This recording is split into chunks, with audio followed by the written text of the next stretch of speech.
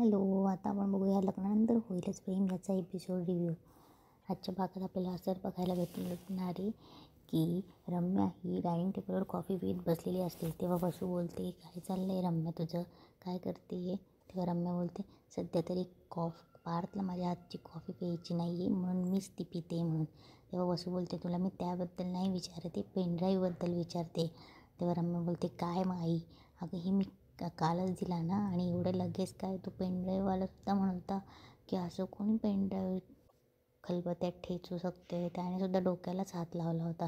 तेव्हा वसू बोलते, म्हणजे आपल्याला काय त्या पेनड्राईव्हमधला डेटा रिकवर करून भेटणार नाही असंच दिसतंय. थोड्यात रम्या बोलते, नाही गाई, तू बोलला आहे की आम्ही त्याच्यातली माहिती काढून देऊ शकतो आहे, पण त्याला थोडा टाईम लागेल. तेव्हा वसू हाताची अंगठी सैल करत असते आणि बोट ओढत असते. तेव्हा रम्या बोलते, काय झालं गाई, काय करतेस का?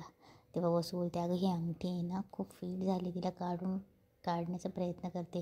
तेवढ्यात रम्या बोलते, अगं मग सोनाराकडे जाऊन ये ना, त्याच्याकडनं सैल करून घे.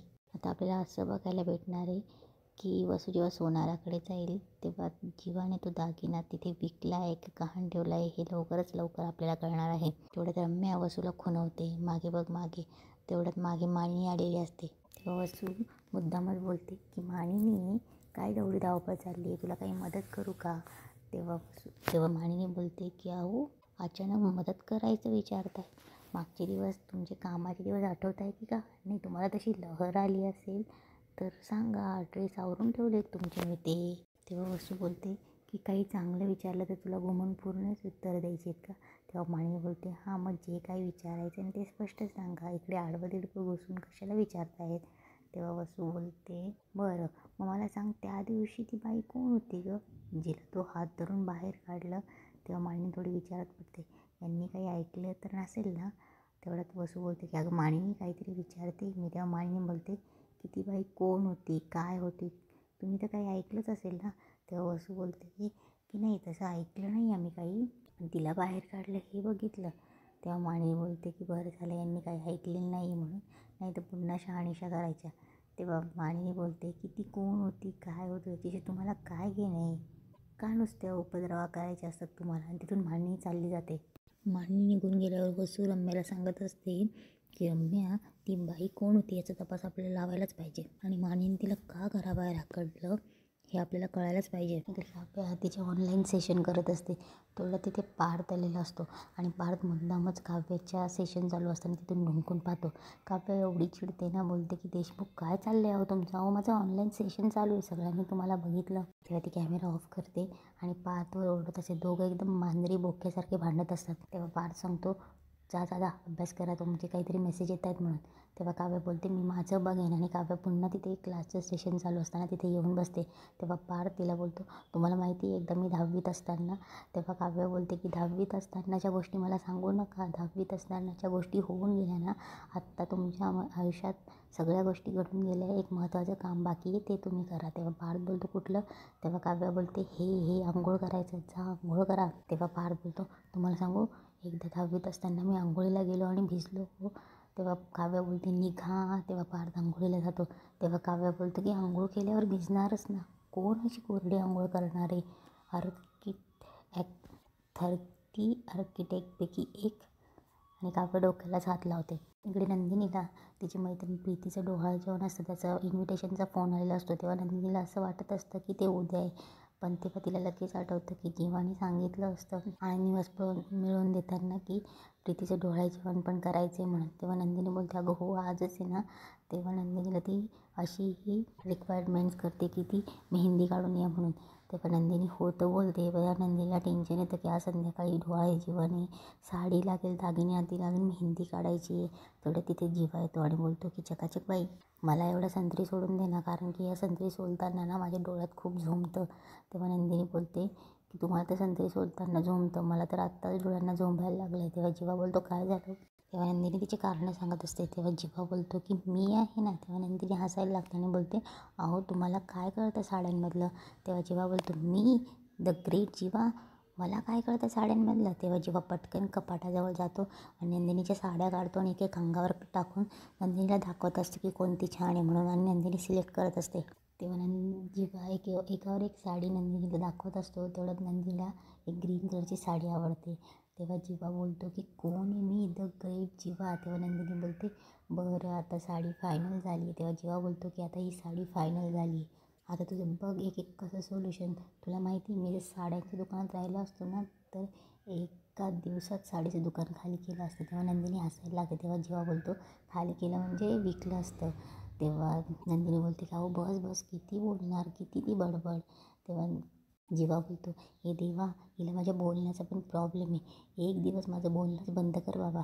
तेव्हा नंदिनी पटकन त्याच्या ओठांवर हात ठेवते आणि बोलते नाही असं नाही बोलायचं.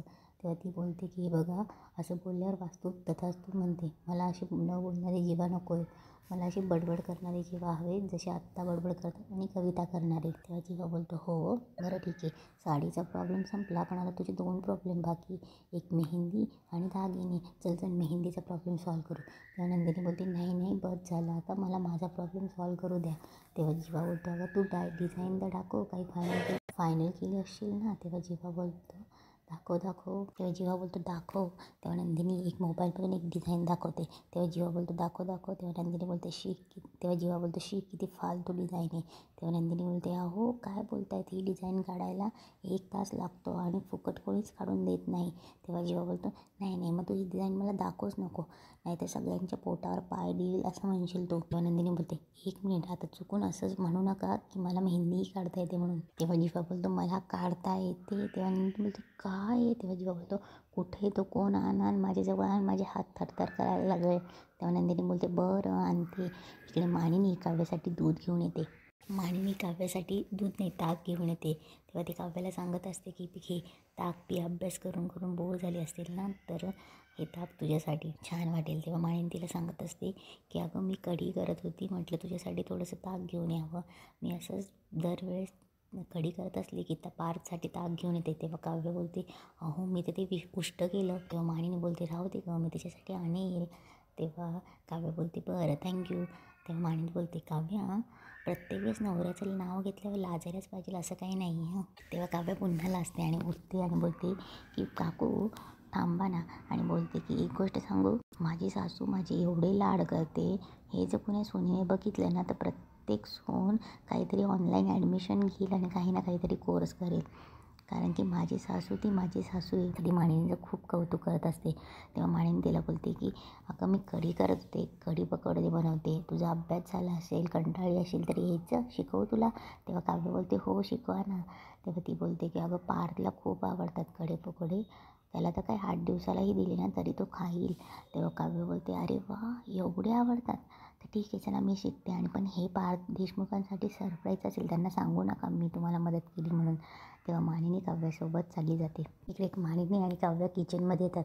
काव्याला मानिनी कढी पकोड्याची रेसिपी सांगत असते आणि त्या दोघी मस्त गप्पा मारत मारत कढी पकोडे करत असत. इकडे नंदिनी जीवाच्या हातात कोण ठेवते. तिच्या जीवा हातात कोण घेतो. तेव्हा नंदिनी बोलते नाही नाही चांगली काढायला ना. आता तेव्हा जीवा बोलतो ट्रस्ट मी, अगं माझा तू मेहंदी तर काढून बघ माझ्या हातची, आणि हे बघ माझा पॅटर्न आहे की डोळे बंद कर. तेव्हा नंदिनी डोळे बंद करते. तेव्हा जेव्हा मेहंदी काढायला घेतो तेव्हा तो उघडून बघत गुपचूप बघत असतो आणि नंदिनीला सांगतो की डोळे बंद. तेव्हा नंदिनी डोळे बंद करते आणि जेव्हा तिच्या हातावर मेहंदी काढायला घेतो तेव्हा नंदिनी पुन्हा डोळे बंद करते. जेव्हा नंदिनीकडे बराच वेळ एकटक बघत असतो. नंदिनी गुपचूप डोळे उघडते. तेव्हा जेव्हा तिला पुन्हा खून होतो की तुझे डोळे उघडे म्हणून. तेव्हा नंदिनी बोलते की काय चाललं आहे तुमचं, मेहंदी काढा, असे तीही खुणवते. तेव्हा जेव्हा पुन्हा तिच्या हातावर मेहंदी काढायला लागतो आणि एका बाजूने तो नंदिनीकडेही बघत असतो आणि तिथेच आजचा एपिसोड संपतो.